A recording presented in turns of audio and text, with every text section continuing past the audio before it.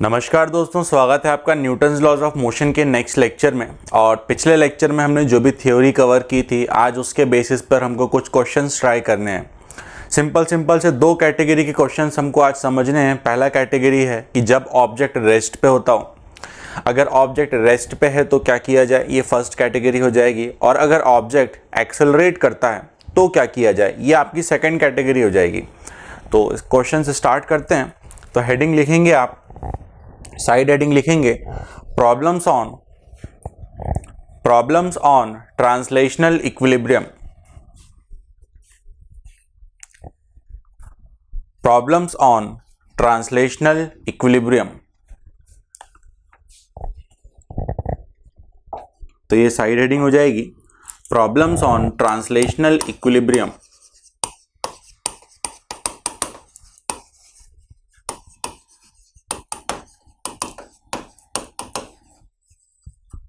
Translational equilibrium का बड़ा ही simple सा मतलब होता है।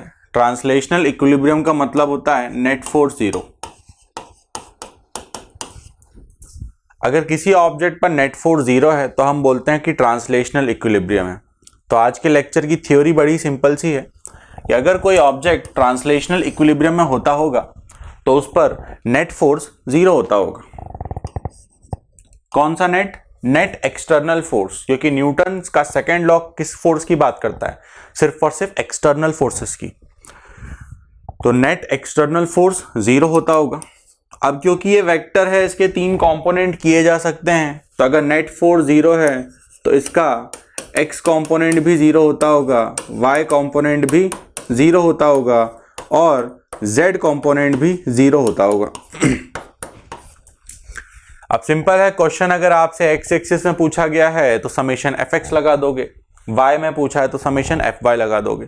वैसे अगर आपको जरूरत पड़ेगी तो समेशन एफ जेड लगा दोगे।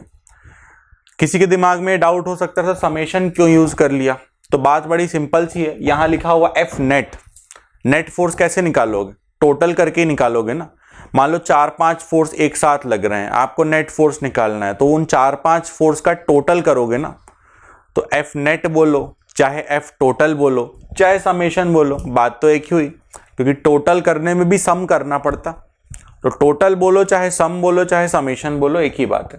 तो ये आज के लेक्चर की थ्योरी है, इसी को यूज करना है बस।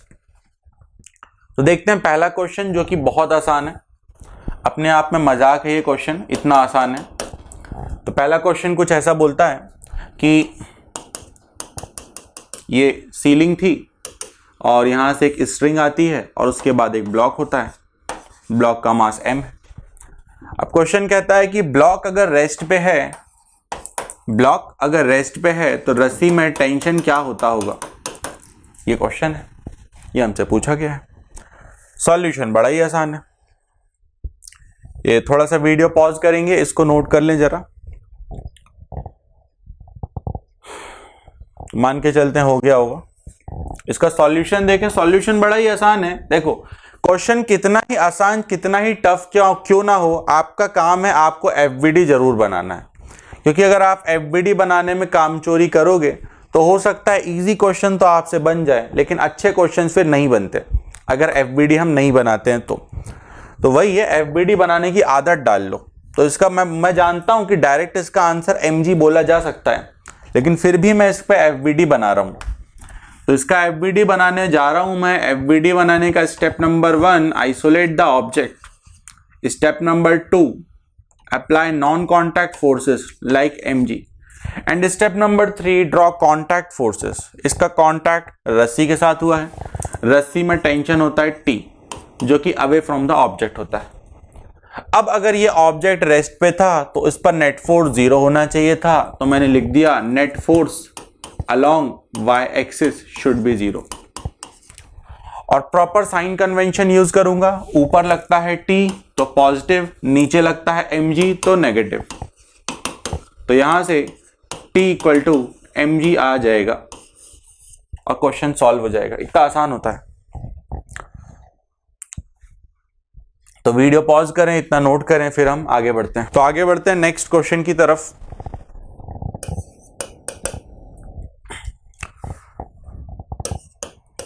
क्वेश्चन नंबर 2 हो जाएगा ये। थोड़ा सा टेढ़ा क्वेश्चन है ये। बोला जाता है कि ये छत का एक हिस्सा है, यहां से एक रस्सी आई, छत का एक और हिस्सा, यहां से भी एक रस्सी आई, ये दो अलग अलग रस्सियां हैं, हाँ ये दोनों अलग अलग रस्सियां हैं, और फिर यहां पर से एक और रस्सी जाती है, छोड़ो रस्सी नहीं, ये ब्लॉक में कनेक्टेड है एक डायरेक्टली, ऐसा ब्लॉक का मास m है, ये भी रस्सी ब्लॉक में कनेक्टेड है, वो रस्सी भी ब्लॉक में कनेक्टेड है, ब्लॉक का मास क्या है m है, और हमसे बोला जाता है ये एंगल अगर थीटा है, वो एंगल भी अगर थीटा है, तो इन रस्सियों में टेंशन बताना है। मान लो यहां पर आपने T1 टेंशन बोल दिया, तो यहां पर T2 बोल दो, तो T1 और T2 आपसे पूछा जा रहा है।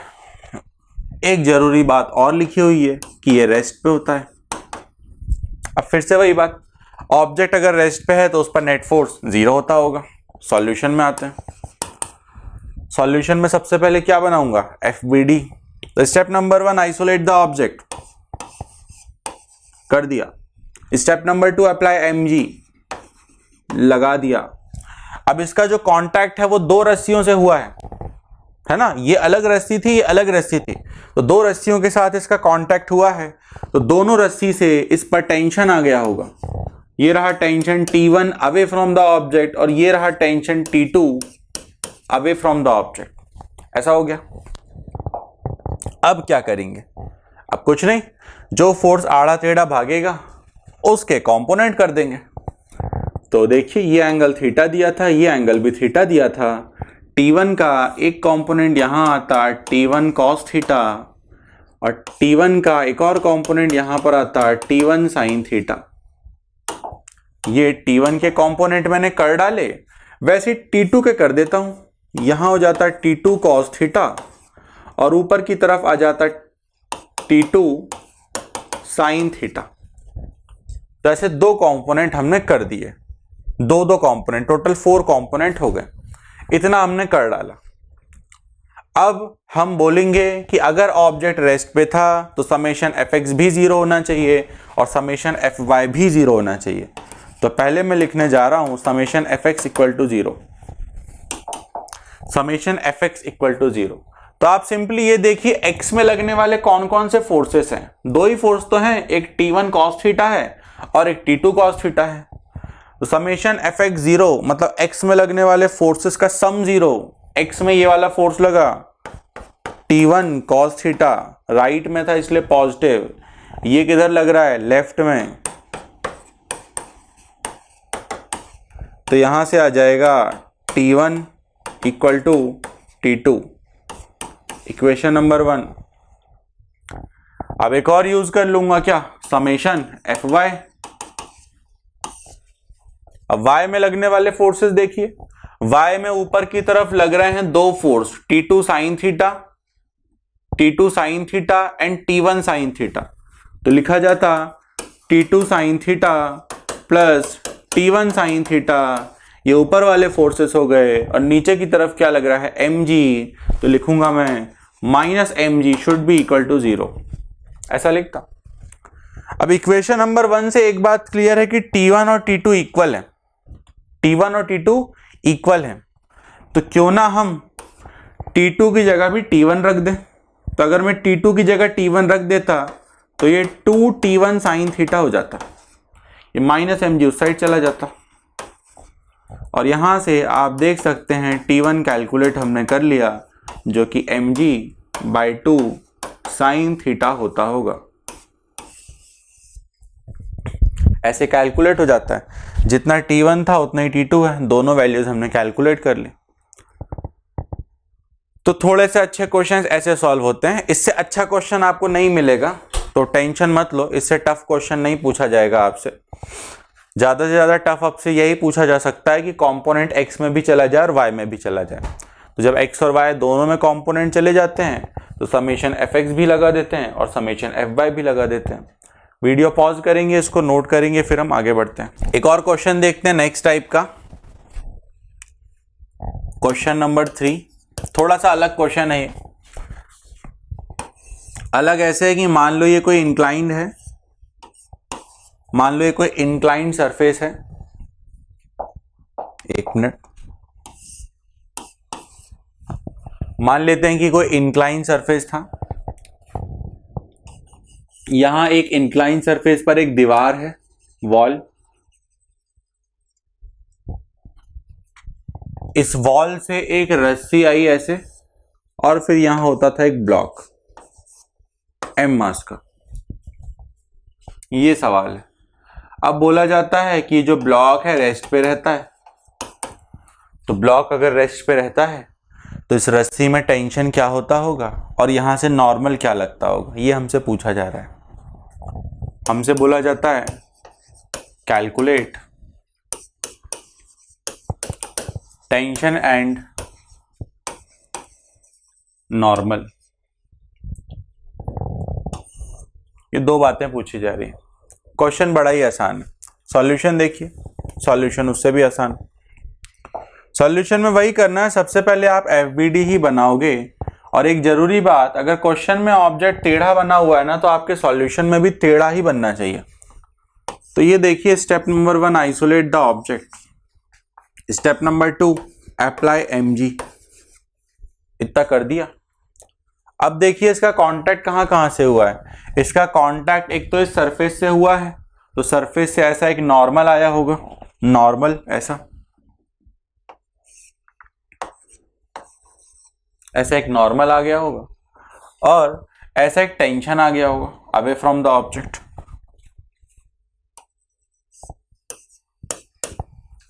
तो ये हमने इसका एफबीडी बना लिया, उसी का है एफबीडी है। अब यहां पर देख के तो यही मन करता है कि जो फोर्स आड़े टेढ़े भाग रहे हैं, जैसे कि नॉर्मल और टेंशन, इन्हीं के कंपोनेंट कर डालें। तो कर भी सकते हो, आंसर आ भी जाएगा, लेकिन बहुत टाइम लग जाएगा। ठीक है, तो इस टाइप के जितने भी प्रॉब्लम्स होते हैं ना, जिसमें ऐसा इंक्लाइन सरफेस होता है, इंक्लाइन सरफेस वाले जितने भी क्वेश्चंस होते हैं, उसमें हम ना एमजी के कंपोनेंट करते हैं। बाकी टेंशन और नॉर्मल के कंपोनेंट करना भी गलत नहीं है, उससे भी आंसर आ जाता है, लेकिन अगर mg के कंपोनेंट कर दिए जाए ना, तो और जल्दी आंसर आ जाता है। तो यहां पर हम mg के कंपोनेंट करेंगे। तो देखिए कैसे होंगे mg के कंपोनेंट्स। देखिए ये क्या है, थीटा है, तो ये क्या हो जाता 90 माइनस थीटा। अब है ना, ये काम मेरा समझाने का नहीं है, ये थीटा तो ये 90 माइनस थीटा, तो वो थीटा, तो ट्राइंगल में तीनों का सम 180 होता है। ये सब आपको पहले से पता होगा, 10th के पहले की कहानी है ये, फिर भी मैं समझा रहा हूं। और उसके बाद अगर आपको समझ में नहीं आता है तो मेरी गलती नहीं होगी, आपकी गलती होगी। तो ये एंगल थीटा है, तो ये एंगल 90 माइनस थीटा होगा, तो ये एंगल फिर से थीटा हो जाएगा। ये क्या ड्रॉ किया है मैंने,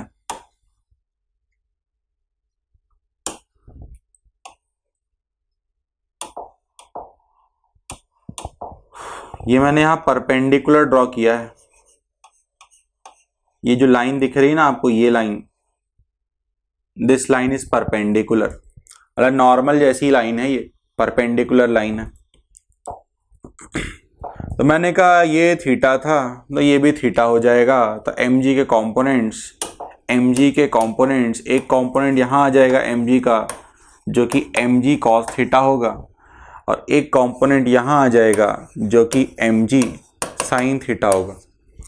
अब देखिए, बिना अब कुछ करने की जरूरत नहीं है, आंसर आपको साफ साफ यहीं पे दिख रहा है कि टेंशन ने mg sin थीटा को बैलेंस किया होगा, मतलब टेंशन mg sin थीटा होता होगा, और नॉर्मल ने mg cos थीटा को बैलेंस किया होगा, मतलब नॉर्मल जो है वो mg cos थीटा होता होगा। तो ऐसे आप डायरेक्टली देख के बता सकते हो। अब मान लो कि कोई बच्चा देख के नहीं बता पा रहा है, डायग्राम टेढ़े होते ही उसका दिमाग भी मान लो टेढ़ा हो गया है, तो ऐसे बच्चों के लिए क्या किया जाए, ऐसे बच्चों के लिए ये एडवाइस है कि आप ऐसे प्रॉपरली इसको एक्स एक्सिस मान लो। ये जो लाइन है ना, ये लाइन, इसी को आप एक्स एक्सिस मान लो, ऐसा, इसी को आप एक्स एक्सिस मान लो। और अगर आपने इसको एक्स एक्सिस मान लिया तो आप लिखोगे summation F X equal to 0। तो देखो एक्स में लगने वाले फोर्सेस, उधर लगा t, इधर लगा mg sin थीटा,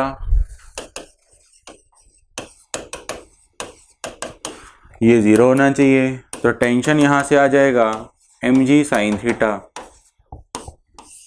तो वही बात मैं कह रहा था, आप डायरेक्टली भी बोल सकते हो कि ऑब्जेक्ट अगर रेस्ट पे है तो पक्का इस फोर्स ने इसको बैलेंस कर दिया होगा, तो डायरेक्टली भी आप बोल सकते थे टेंशन mg sin थीटा होता होगा।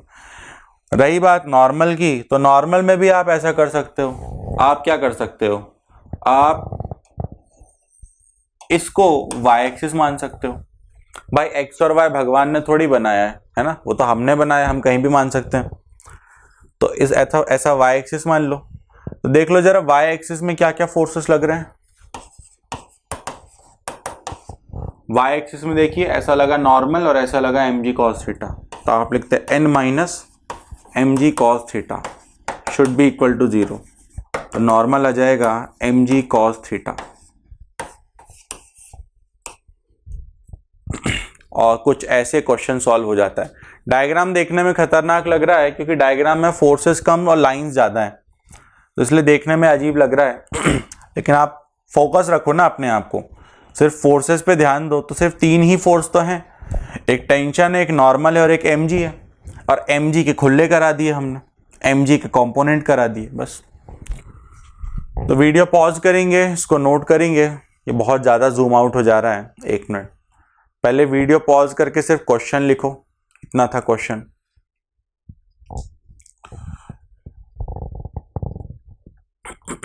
लिख लिया होगा, अब सॉल्यूशन लिख लो वीडियो पॉज करके। इतना नोट करिए, फिर नेक्स्ट कैटेगरी में बढ़ते हैं जिसमें ऑब्जेक्ट एक्सेलरेट करता हो। तो लेक्चर को आगे बढ़ाते हैं और अब हम देखते हैं कि अगर ऑब्जेक्ट एक्सेलरेट करता हो तो कैसे सॉल्व किया जाए। फिलहाल अभी तक हम वो क्वेश्चंस कर रहे थे जिसमें ऑब्जेक्ट अगर रेस्ट पे होता है तो कैसे सॉल्व करते हैं। तो ऑब्जेक्ट जब रेस्ट पे था या जब ऑब्जेक्ट ट्रांसलेशनल इक्विलिब्रियम पे था तो वो तो हमने देख लिया। अब ये भी देख लेते हैं कि अगर ऑब्जेक्ट मूव करेगा, एक्सेलरेट करेगा तो क्या थ्योरी होती है। तो साइड हेडिंग लिखेंगे आप लोग, problems on accelerated objects. Side heading आ जाएगी प्रॉब्लम्स ऑन एक्सेलरेटेड ऑब्जेक्ट्स। अगर ऑब्जेक्ट एक्सेलरेट कर जाए तो कोई बड़ी बात नहीं है, F इक्वल टू ma लगा लेते हैं, है ना, न्यूटन का सेकेंड लॉ। तो अगर ऑब्जेक्ट एक्सेलरेट करेंगे तो हम ये यूज करते हैं वेक्टर F नेट, कौन सा, external, is equal to mass into acceleration. अब देखिए इक्वेशन तो बड़ी सिंपल सी है, लेकिन वहां लगा हुआ है वेक्टर। वेक्टर किसी को अच्छा नहीं लगता, तो इस वजह से अपन इस इक्वेशन के भी कंपोनेंट फॉर्म यूज करेंगे। जैसे पहले भी हमने कंपोनेंट फॉर्म यूज किए थे, इसके जस्ट पहले हम लिख रहे थे summation fx, summation fy, summation fz। ठीक वैसे ही यहां पर भी हम यूज करेंगे। बाकी अगर कोई बच्चा बहुत ज्यादा समझदार है तो वो डायरेक्टली इसको भी यूज कर सकता है। बस कंडीशन ये है, फिर i cap, j cap, k cap, i cap, j cap, k cap use करना, तो उसमें ज्यादा टाइम लगता है। इस वजह से अपन ये जो लिखा हुआ है ना, इसी को हम इस फॉर्म में यूज करेंगे। अगर ऑब्जेक्ट x में एक्सेलरेट करता होगा तो ये इक्वेशन यूज हो जाएगी। अगर ऑब्जेक्ट y में एक्सेलरेट करता होगा तो ये इक्वेशन यूज हो जाएगी। और अगर ऑब्जेक्ट z में एक्सेलरेट करता होगा तो ये इक्वेशन हो जाएगी। तो ये देखने में ज्यादा आसान लगता है, सिंपल है। ऑब्जेक्ट अगर x में एक्सेलरेट करे तो ये वाला लगा दो, ऐसे y में एक्सेलरेट कर रहा है तो ये वाला लगा दो। z वाला तो आता ही नहीं है क्वेश्चन, है ना, बहुत ही कम, शायद ही कभी देखने को मिले z में। z मतलब बोर्ड के बाहर आ रहा होगा। तो ऐसा 3D में प्रॉब्लम तो आता नहीं है, मैक्सिमम टाइम 2D में ही सॉल्व हो जाता है, x और y में ही सॉल्व हो जाता है। तो ये आज की ये थ्योरी है। वीडियो पॉज करें, इस थ्योरी को लिखें, फिर हम क्वेश्चन सॉल्व करते हैं।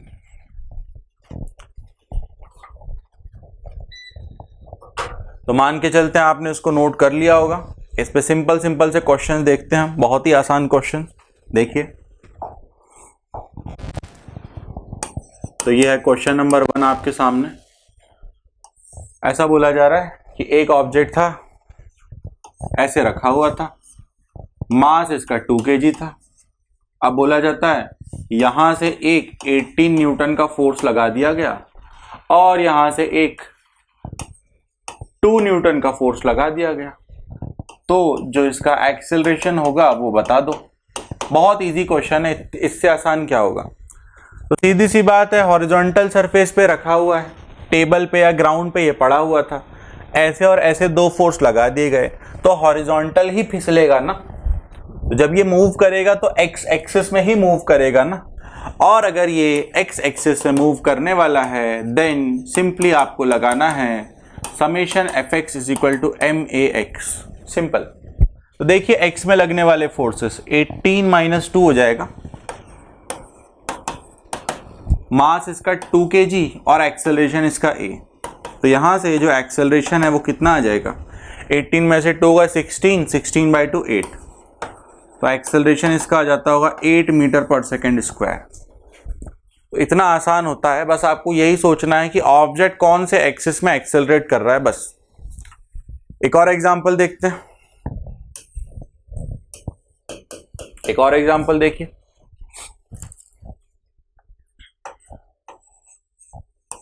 मान लेते हैं कोई 1 kg का ऑब्जेक्ट था। अब मान लेते हैं यहां से आपने एक फोर्स लगा दिया इस पे, यहां से आपने एक फोर्स लगा दिया इस पे, मान लेते हैं 15 न्यूटन का।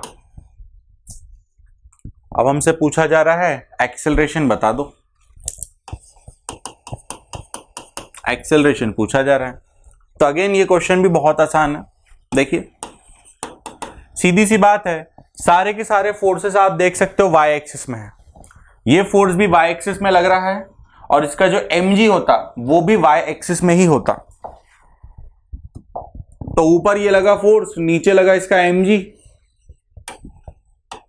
mg कितना हो जाएगा इसका 10 हो जाएगा। मास 1 है और g की वैल्यू क्या हो गई 10 हो गई, तो mg 10 हो गया। अब सारे के सारे फोर्सेस अगर y एक्सिस में लग रहे हैं तो ऑब्वियस सी बात है ऑब्जेक्ट भी y एक्सिस में ही मूव करेगा। तो अगर ये y एक्सिस में चलने वाला है तो आप लगाएंगे summation F Y is equal to M A Y, simple. तो देखिए y एक्सिस में लगने वाले फोर्सेस, जो ऊपर की तरफ है वो पॉजिटिव, जो नीचे की तरफ है वो नेगेटिव। मास इसका 1 है और एक्सेलरेशन इसका a है, तो यहां से देख सकते हैं एक्सेलरेशन आ गया 5। तो इतना आसान होता है फिजिक्स, इतना आसान होता है न्यूटन्स लॉज ऑफ मोशन। तो वीडियो पॉज करें फटाफट, ये 2 एग्जांपल्स नोट करें जो कि बहुत ही आसान थे। अब धीरे से हम आगे बढ़ेंगे थोड़े से कॉम्प्लिकेटेड एग्जांपल्स की तरफ। तो देखते हैं फिर जो नेक्स्ट एग्जांपल है, आप 2-2 ब्लॉक्स आने वाले हैं एक बार में।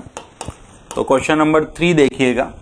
क्वेश्चन नंबर 3 में बोला जा रहा है कि ऐसे एक हॉरिजॉन्टल टेबल है, ये एक टेबल है, टेबल में यहां कोने में इन्होंने एक पुली फिक्स कर दी। पुली समझ जाओ, पुली एक डिस्क की तरह ऑब्जेक्ट है, ये एक डिस्क है मान लो, डिस्क जो है यहां पर फिक्स्ड है। अब इस डिस्क के ऊपर से एक रस्सी गई है ऐसे और एक रस्सी आई है ऐसे,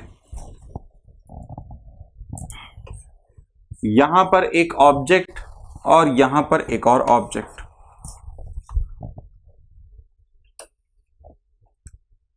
इस ऑब्जेक्ट का मास जो है वो 4 kg है और इस ऑब्जेक्ट का मास जो है वो 1 kg है।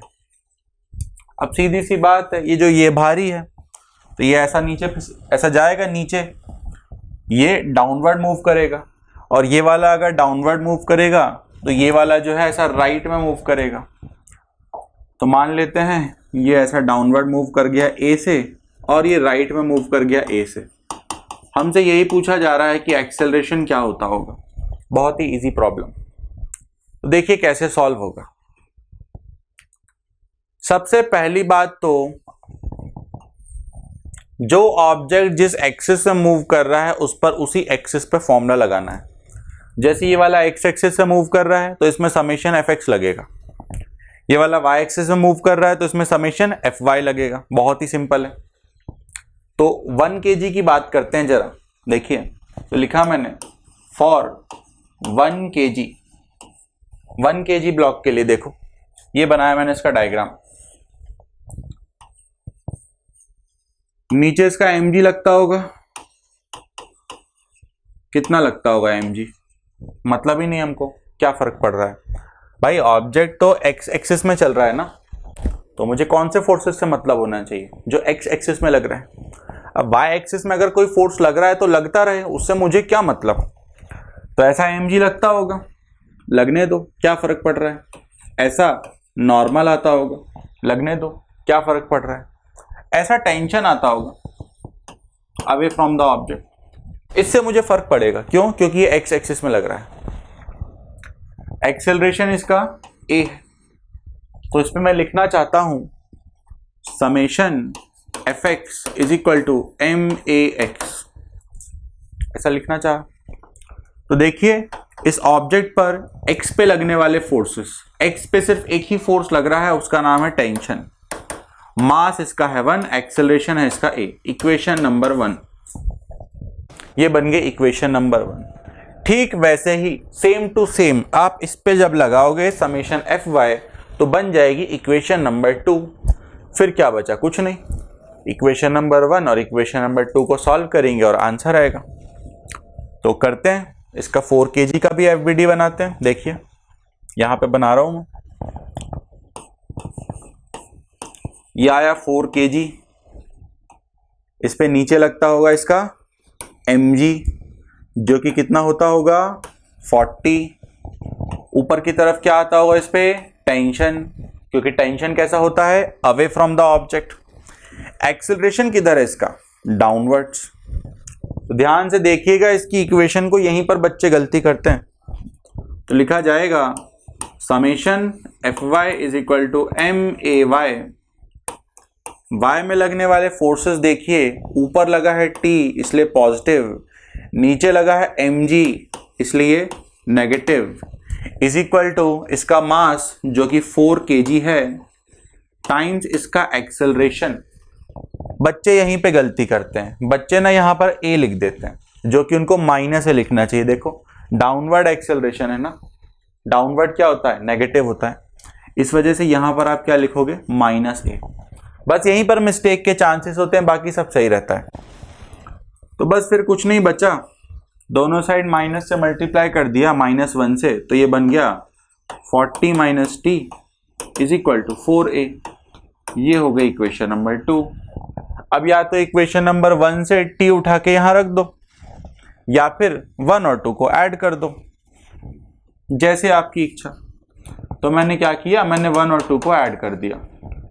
तो जब मैं 1 और 2 को ऐड करूंगा तो देख सकते हो -t और +t कैंसिल हो जाएंगे, और LHS में मिलेगा मुझे 40 और RHS में क्या मिल जाएगा a 1a + 4a मतलब कि 5a। तो एक्सेलरेशन यहां से 8 आ जाता होगा, और अगर एक्सेलरेशन 8 है तो टेंशन भी क्या होगा 8 होगा ना, देख सकते हो t = a था ना, तो टेंशन भी क्या हो जाता होगा 8, और ऐसे जाकर के क्वेश्चन सॉल्व हो जाता है। तो वीडियो पॉज करें, पहले तो इतना क्वेश्चन लिखें, ये क्वेश्चन और ये सॉल्यूशन इतना, तो मान के चलते हैं हो गया होगा। अब फिर से वीडियो पॉज करें और ये बाकी का हिस्सा नोट करें, फिर उसके बाद हम ऐसे कुछ और क्वेश्चंस देखते हैं। तो लेक्चर को आगे बढ़ाते हैं और क्वेश्चंस देखते हैं। तो एक और क्वेश्चन देखिए आप इसी कॉन्सेप्ट पे। ये रही एक पुली, ये एक रस्सी छत से बंधी हुई है ताकि पुली नीचे ना गिरे। उसके बाद यहां से आई एक और रस्सी, यहां से एक और स्ट्रिंग है और यहां से एक और स्ट्रिंग है, ऐसा हो गया। फिर यहां पर एक ब्लॉक होता है, यहां एक और ब्लॉक होता है, ये 2 ब्लॉक। इसका मास 3 kg और इसका मास 1 kg। अब क्या होगा, बोलने की मुझे जरूरत नहीं, हर बच्चा इतना समझदार होता है। ये भारी है तो ये नीचे जाएगा, ये हल्का है तो ये ऊपर जाएगा। तो बस हमसे यहां पर भी एक्सेलरेशन ही पूछा जा रहा है कि इन दोनों ब्लॉक्स का एक्सेलरेशन क्या होता होगा। ठीक है, आप लोग वीडियो पॉज करके इसको सॉल्व करना चाहें तो कर भी सकते हैं, बहुत ईजी है, बन जाएगा। बाकी मैं तो सॉल्व कर ही रहा हूं, तो इसका सॉल्यूशन देखते हैं। ये क्वेश्चन हो गया। तो देखिए एफबीडी बहुत इंपॉर्टेंट है, तो मैं एफबीडी बनाने जा रहा हूं। सबसे पहले मैं बात कर रहा हूं 1 kg की। तो 1 kg में डाउनवर्ड लगता होगा इसका mg जो कि कितना होता होगा 10, और ऊपर लगता होगा इस पर tension away from the object, जो कि कितना होता होगा t। ये अगर a एक्सेलरेशन से नीचे जा रहा है तो ये 1 kg पक्का a एक्सेलरेशन से ऊपर जाता होगा, तो इसका जो एक्सेलरेशन है वो भी ऊपर दिखाया जाएगा a। अब इसकी पूरी कहानी y एक्सिस में चल रही है, तो क्या लिखूंगा मैं लिखूंगा summation fy is equal to ma y। अब y में लगने वाले फोर्सेस देख लीजिए, ऊपर लगा t, नीचे लगा mg इज इक्वल टू इसका मास था 1 और एक्सेलरेशन था a। This is equation number 1। Simple, इससे आसान क्या ही होगा। अब आते हैं 3 kg पे। तो देखो 3 kg में भी कोई बड़ी बात नहीं है, थोड़ा बड़ा ब्लॉक बनाना चाहिए था, 3 किलो का है ना। तो ये रहा 3 kg का ब्लॉक, ऊपर लगता होगा टेंशन T, नीचे क्या लगता होगा mg, ऐसा। और जो इसका एक्सेलरेशन है वो किधर है, एक्सेलरेशन इसका डाउनवर्ड है। यही सबसे इंपॉर्टेंट बात है ना, ध्यान रखना है सबको।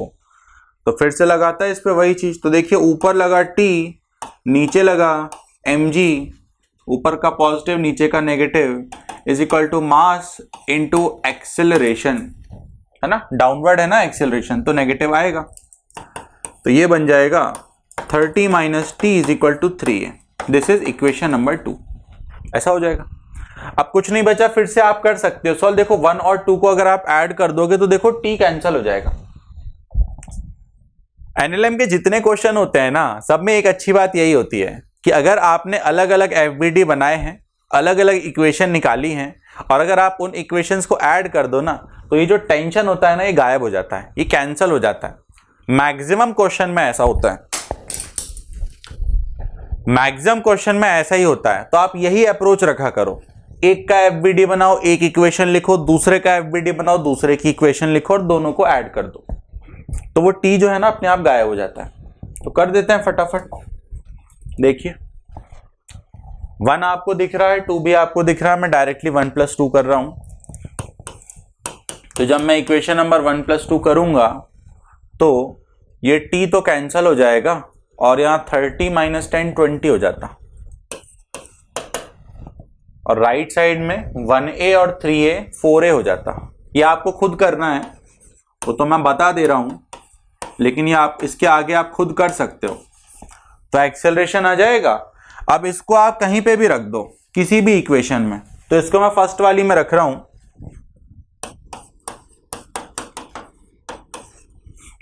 फर्स्ट वाली इक्वेशन क्या थी, t - 10 is equal to 1a।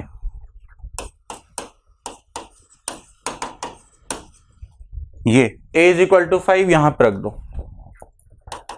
तो बनेगा t - 10 इज इक्वल टू 5, मतलब टेंशन इज इक्वल टू 15। तो ये ऐसे सॉल्व हो जाता है इस टाइप का प्रॉब्लम। मान के चलते हैं समझ में आ गया होगा।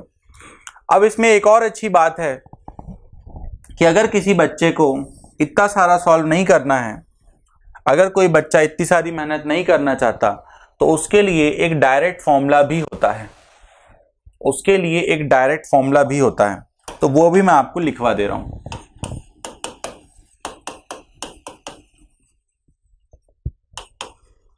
लेकिन दुख की बात यह है कि वो डायरेक्ट फॉर्मूला सिर्फ इसी क्वेश्चन में लगेगा। इसके अलावा थोड़ा भी कोई डिफरेंट क्वेश्चन आया, जैसे कि प्रीवियस प्रॉब्लम देख सकते हो, एक ऑब्जेक्ट टेबल पे फिसल रहा था और एक ऐसा नीचे जा रहा था, तो फिर उसमें नहीं लगने वाला फॉर्मूला। तो डायरेक्ट फॉर्मूला है तो, लेकिन इसी का बस है, और किसी में मत लगा देना इसको। कहने का मतलब वही है कि कॉन्सेप्ट हमेशा काम आते हैं, फॉर्मूले कम काम आते हैं, कॉन्सेप्ट ज्यादा काम आते हैं। तो बात वही है कि रिक्वेस्ट यही है कि कॉन्सेप्ट सीखो, कॉन्सेप्ट ज्यादा काम आएंगे। फॉर्मूला ही बता ही दे रहा हूं। इसका फॉर्मूला होता है एक्सेलरेशन का m2 - m1 divided by m2 + m1 into g। ये एक्सेलरेशन का डायरेक्ट फॉर्मूला होता है। वैसे ही यहां पर ये जो टेंशन था ना, इसका भी एक डायरेक्ट फॉर्मूला होता है, जो कि होता है 2 m1 m2 g divided by m1 plus m2। तो वीडियो पॉज करना पड़ेगा, इसको नोट करना पड़ेगा। रुक जाओ, कुछ स्टेप्स में नोट करते हैं। सबसे पहले वीडियो पॉज करेंगे, ये लिखेंगे क्वेश्चन, फिर उसका सॉल्यूशन। इतना लिखो, तो मान के चलते हैं लिख लिया होगा वीडियो पॉज करके। उसके बाद ये लिखोगे आप, 1 और 2 ऐड किया तो ऐसा ऐसा हुआ। मान के चलते हैं ये भी लिख लिया होगा। देन लास्ट में ये लिखोगे आप डायरेक्ट फॉर्मूला। ऐसे लिखना, direct formula for this question only. साफ साफ लिखना, इसी क्वेश्चन में बस लगेगा, बाकी कहीं नहीं लगेगा ये formula. Direct formula for this question only, ये डायरेक्ट फॉर्मूला होता है। ये डायरेक्ट फॉर्मूला इसलिए लिखवाया जाता है क्योंकि ये क्वेश्चन ना कई कई बार आता है, कई बार रिपीट होता है, इसलिए हम बोलते हैं कि डायरेक्ट फॉर्मूला याद करना है तो कर लो। तो वीडियो पॉज करके इसको भी नोट कर लीजिए, फिर हम आगे बढ़ते हैं। एक और आखिरी क्वेश्चन देखते हैं इसी टाइप का, जिसमें थोड़ा सा इंक्लाइन सरफेस भी आ जाता हो। तो देखिए क्वेश्चन बहुत ज़्यादा टफ नहीं है, ये क्वेश्चन भी आसान है। ऐसा बोला जा रहा है कि ये कोई इंक्लाइन सरफेस था, ये कोई इंक्लाइन सरफेस था, यहां पर एक पुली फिक्स थी, फिर यहां से एक ब्लॉक जिसका मास m, और यहां से एक और ब्लॉक, इसका मास भी m, और ये जो एंगल था ये एंगल थीटा था। अब क्या होगा, फिर से वही, ये आएगा नीचे और ये फिसल के जाएगा ऊपर, ऐसा होगा। तो हमसे फिर से वही बात पूछी जा रही है कि इन दोनों ब्लॉक्स का एक्सेलरेशन क्या होता होगा, ये सवाल हमसे पूछा जाता है। तो ये भी आपसे बन जाएगा, ये भी मैंने सिखा रखा है कि mg के यहाँ पर कंपोनेंट किए जाते हैं, इधर mg साइन थीटा होता है, इधर mg कॉस थीटा होता है, ये सब आपको सिखाया हुआ है। तो एक काम करिए, फटाक से वीडियो पॉज करके सिर्फ क्वेश्चन लिखो। मैं चाहता हूं क्वेश्चन और सॉल्यूशन का डायग्राम अलग अलग हो, दोनों सेम डायग्राम में खिचड़ी मत बनाना। तो मान के चलते हैं डायग्राम बना लिया होगा। अब जो मैं डायग्राम बना रहा हूं वो आपको फिर से बनाना है, ठीक है। सॉल्यूशन वाला डायग्राम अलग से बनेगा। तो देखिए सॉल्यूशन इसका फ्री बॉडी डायग्राम यहीं पे मैं बना देना चाह रहा हूं। ये रहा ऑब्जेक्ट, इस पर ऐसा लगता होगा mg, mg का एक कंपोनेंट यहां आता होगा जो कि mg साइन थीटा होता होगा, यहां भी एक कंपोनेंट आता होगा, लेकिन उससे मुझे क्या मतलब, क्योंकि ऑब्जेक्ट तो ऐसा मूव कर रहा है ना भाई, ऑब्जेक्ट तो इस डायरेक्शन में मूव कर रहा है ना, तो मुझे सिर्फ और सिर्फ इस डायरेक्शन वाले फोर्सेस से मतलब होना चाहिए ना। तो इधर mg साइन थीटा होता होगा, इधर टेंशन होता होगा, इधर mg कॉस थीटा आता होगा, और इधर नॉर्मल भी आता होगा, लेकिन उनसे हमें क्या मतलब। सीधी सी बात है, ऑब्जेक्ट जिस डायरेक्शन में मूव कर रहा है मुझे तो उन्हीं फोर्सेस से मतलब होना चाहिए। तो यहां पर अगर आप ऐसा mg cos थीटा, देखिए ऐसा mg cos थीटा और ऐसा नॉर्मल बनाना चाहो तो बना सकते हो, कोई दिक्कत नहीं है, लेकिन उनका कोई काम नहीं है इसलिए मैंने बनाया नहीं। क्योंकि फिर मैं जितना ज्यादा बोर्ड में लिखूंगा उतना ज्यादा डिस्ट्रैक्शन आपके सामने आएगा और फिर उतना धीरे दिमाग चलेगा। इस वजह से मैं सिर्फ और सिर्फ काम की बातें यहां पर लिखना चाहता हूं। वैसे ही यहां पर टेंशन T लगता होगा है, और यहां नीचे क्या लगता होगा, mg लगता होगा। ये अगर एक्सेलरेट करके ऊपर गया है तो वो पक्का एक्सेलरेट करके नीचे आता होगा, ऐसा होगा। अब क्या बचा क्वेश्चन में, कुछ नहीं है ना। एक बार इस पे लगा रहा हूं, तो लिखा मैंने समेशन f, ये चल क्यों नहीं रहा, हाँ चला, summation f is equal to mass into acceleration, ये मैं लगाने जा रहा हूं अलोंग द इंक्लाइंड सरफेस। ये जो इंक्लाइन सरफेस है ना, इसके अलोंग मैं लगाने जा रहा हूं, इसके अलोंग ऐसे टेढ़े में लगाने जा रहा हूं मैं, summation f equal to mass into acceleration. तो देखिए बहुत आसान है ये भी। ये जो ऊपर की तरफ लगता है t, इसको मैंने कहा पॉजिटिव, और ये जो ऐसा नीचे की तरफ लग रहा है mg साइन थीटा, इसको कहा मैंने negative. And this should be equal to mass into acceleration, equation number 1। यही था जो नया था, ये तो पुराना है, ये तो कर लिया कई कई बार हमने। तो इस पे क्या लिखेंगे, देखो अब मैं लिखने जा रहा हूं for second block. Second block मतलब ये वाला जो हवा में टंगा हुआ है, देखो उस पे लगता है ऊपर T, नीचे mg is equal to mass into इसका एक्सेलरेशन। इसका एक्सेलरेशन देखिए डाउनवर्ड है तो -a लिखा जाएगा, तो ये बन जाएगा mg minus T is equal to m into a, equation number 2। अब क्या बचा क्वेश्चन में, कुछ भी नहीं। 1 और 2 को अगर आप ऐड कर देते हो तो देख सकते हो t कैंसिल हो जाएगा, दिख रहा होगा। देखो 1 और 2 को ऐड करो, t कैंसिल हो जाएगा और आपका आंसर आ जाता होगा। तो कर दें जरा 1 और 2 को ऐड, 1 + 2, 1 और 2 को ऐड करूंगा तो टेंशन से टेंशन कैंसिल होगा और LHS से मिलेगा mg minus mg sine theta.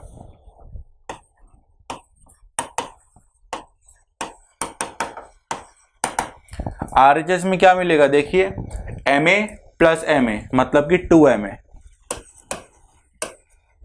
तो देखिए यहां से एक्सेलरेशन आ गया, m देखो कैंसिल हो जा रहा है कॉमन होके, तो एक्सेलरेशन आ गया 1 minus sine theta g by 2। ये इस क्वेश्चन का आंसर आ गया। मुझे मान के चल रहा हूं इतना तो सबको आता ही होगा, है ना, कॉमन लेते हैं तो यहां से m कॉमन लोगे तो देखो कैंसिल हो जाएगा m से। देखो यहाँ पे भी g है, यहाँ पे भी g है, तो वो भी मैंने कॉमन करके लिख दिया।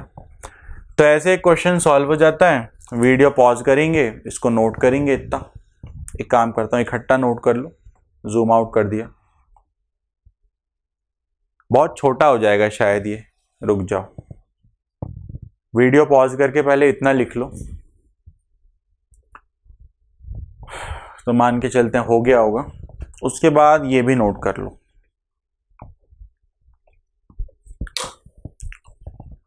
तो आज के लेक्चर में इतना ही रखते हैं, हमने काफी कुछ सीख लिया आज के लेक्चर में। हमने ये भी सीख लिया ऑब्जेक्ट रेस्ट पे हो तो क्या करें और ऑब्जेक्ट मूव करे तो क्या करें। तो आज के लिए इतना ही, मिलते हैं नेक्स्ट क्लास में। All the best.